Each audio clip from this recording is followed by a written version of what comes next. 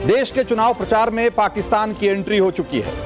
पाकिस्तान के पूर्व मंत्री फवाद चौधरी राहुल गांधी के तेवर देखकर इतने खुश हो रहे हैं कि सोशल मीडिया प्लेटफॉर्म एक्स पर मैसेज लिखकर उनकी हौसला अफजाई कर रहे हैं। अब अपने देश की किसी पार्टी की हौसला अफजाई अगर दुश्मन देश का कोई नेता कर रहा हो तो इसका क्या मतलब है, इस पर मैं कोई टिप्पणी नहीं करना चाहता। लेकिन आपको यह जरूर जानना चाहिए कि पाकिस्तान आखिर मोदी से इतना डरता क्यों, चिढ़ता क्यों।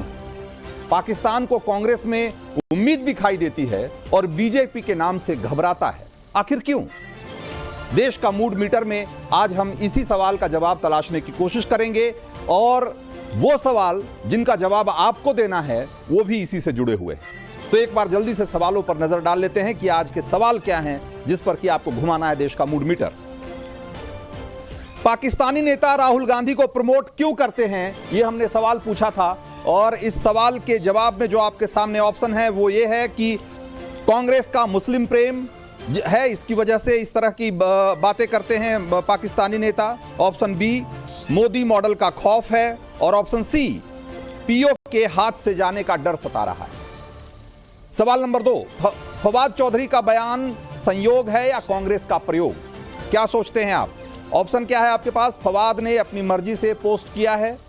ऑप्शन बी है पोस्ट के पीछे पाक का कांग्रेस प्रेम है और ऑप्शन सी है ये कांग्रेस की लुटिया डुबोने का प्लान है।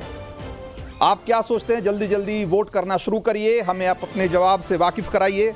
आपके सामने जो स्क्रीन पे जो आप QR कोड देख रहे हैं उसको स्कैन करिए और जवाब देना शुरू करिए। इस बीच सवाल नंबर 3 जरा जल्दी से दिखा दीजिए। पाकिस्तान से बयानबाजी का कांग्रेस को फायदा होगा या नहीं, सवाल यह है और इसके जवाब में आप इन ऑप्शन को चुन सकते हैं।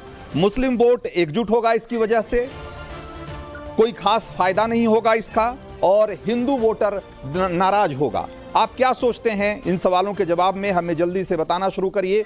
आपके सामने QR कोड जो स्क्रीन पर दिखाई दे रहा है उसे आप जैसे ही स्कैन करेंगे तो आपके सामने सवालों की एक लिस्ट खुल जाएगी और उसमें अपना जवाब भरिए और उसे सबमिट कर दीजिए। और हाँ, आखिर में आप अपना डिटेल जरूर भरिएगा क्योंकि आपको पता है कि हम उसी के आधार पर हर रोज 4 लकी वोटर का चुनाव करते हैं। और अब हम एक बार फिर लौट कर आते हैं आज के मुद्दे पर।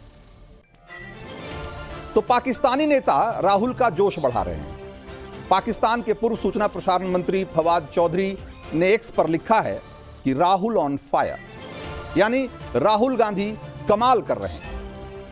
राहुल इस चुनाव में क्या कमाल कर रहे हैं ये तो आप देख ही रहे हैं और इस कमाल का क्या अंजाम होगा ये 4 जून को और अधिक पता लग जाएगा। लेकिन पाकिस्तान का ये राहुल प्रेम चुनावी रैलियों में गूंजने लगा है, जरा सुनिए। कांग्रेस कमजोर हो रही है, यानी सूक्ष्म दर्शक यंत्र लेकर के भी कांग्रेस को ढूंढना मुश्किल हो रहा है। लेकिन मजा यह है कि यहां कांग्रेस मर रही है और वहां पाकिस्तान रो रहा है।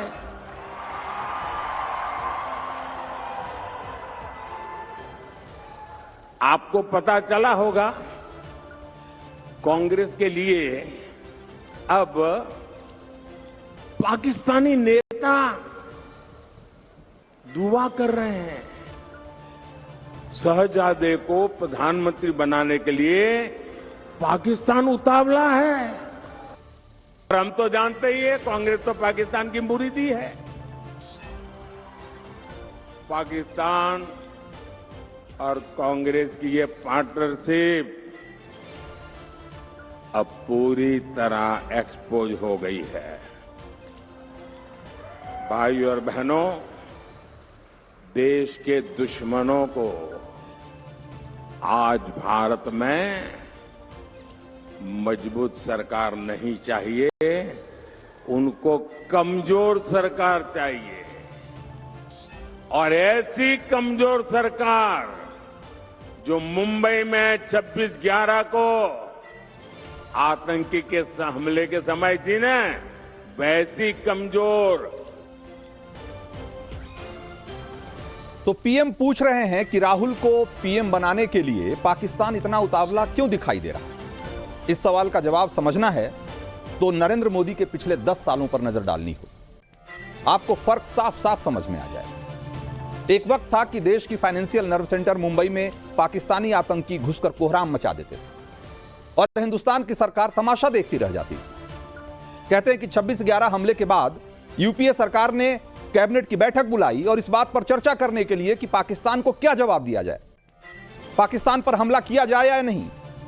और बैठक में तय हुआ कि पाकिस्तान पर हमला करने का कॉस्ट नहीं करने से कहीं ज्यादा है, इसलिए पाकिस्तान पर कोई कार्रवाई नहीं करनी चाहिए। देश के स्वाभिमान और संप्रभुता की सुरक्षा की क्या कीमत होनी चाहिए, इसका कॉस्ट कैलकुलेशन यूपीए की सरकार ने कैसे किया था यह तो मुझे नहीं मालूम। लेकिन मोदी सरकार के वक्त उरी और पुलवामा हमले का जवाब कैसे सर्जिकल स्ट्राइक से दिया गया, यह पूरे देश ने देखा।